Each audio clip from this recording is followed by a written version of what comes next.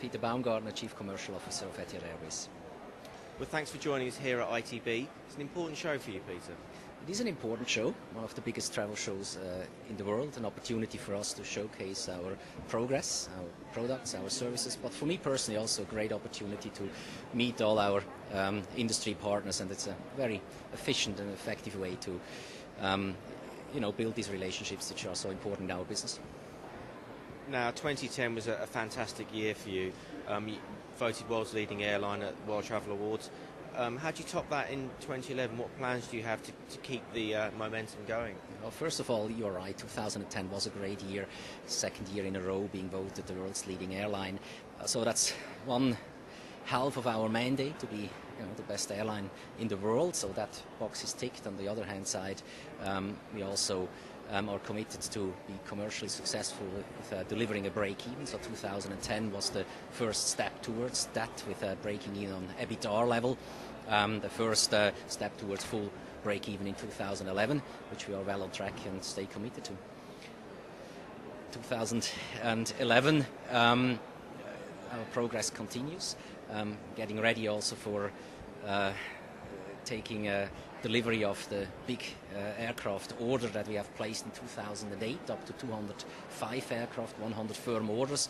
These aircraft are joining us as from the fourth quarter of this year. They are joining our fleet at a very fast rate. In less than 10 years, at least 100 aircraft. The A380 joining us in 2014, the Boeing 787 2014 will be the year where we introduce again new cabin interior, of course triggered by the A380, but also how we can deliver them in a way these innovations of an A380 cabin and also on normal wide-body aircraft. So the excitement continues and we don't rest. And what do you see as key opportunities for growth in the future? Well, first of all, when you look at the global map, and the success of Middle Eastern hubs is geography. And today, out of Abu Dhabi, we fly with modern aircraft technology to literally every point of the global map. We are a natural air bridge, linking the Western Hemisphere of the globe with the Eastern Hemisphere very efficiently. It's a straight line from London over Abu Dhabi to Sydney, for example. So we are in that natural axis of traffic streams, and the world aviation order of traffic streams, you see shifting towards the Middle East from Asian Pacific mega hubs, and that is certainly our advantage. Indian subcontinent, the millions of in their population which reaches a disposable income threshold where travel becomes an opportunity, and that is very nicely activated for us, feeding that traffic into our hub and then to our global network. Asia, Far East, emerging markets, South America, future market for us, where we get ready for our global partnerships, our international local commercial partnerships. Recently announced alliance or launched alliance with the Virgin Blue Group of airlines. That's a major strategic alliance which covers pretty much the Asian Pacific territory for us very, very nicely, and allows Australia and New Zealand to be ideally connected to Abu Dhabi and then to the world. So these are all success stories which show us that strategically we are very, very well on track to exploit the full potential that an airline from Abu Dhabi can have in the world.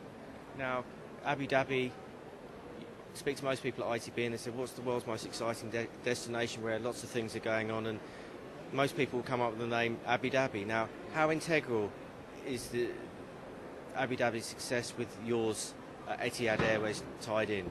I think Abu Dhabi is indeed, crucial for our success, and having such a fantastic, emerging, developing backyard, as we have, is indeed a competitive advantage.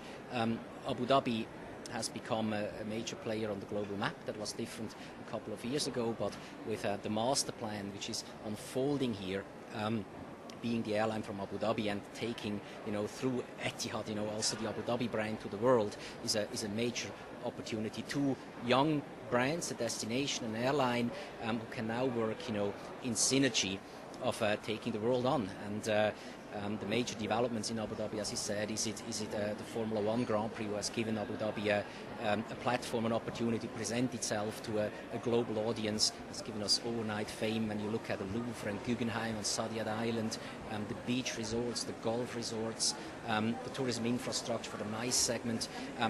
It's all happening. It's happening in a way that is very structured. It's following a master plan, make sure that it is sustainable, and Abu Dhabi will own a very specific niche, on the global map, and having the hub, right there, is an advantage for us. Fantastic airline, airport infrastructure, in order for us, not just for inbound traffic, but for stopover traffic, connecting traffic, to just, replicate that classiness and quality that Abu Dhabi represents. Okay, Peter, well, thanks very much for joining us here on Breaking Travel News at ITB. A great pleasure. Thank you for your interest. Thank you.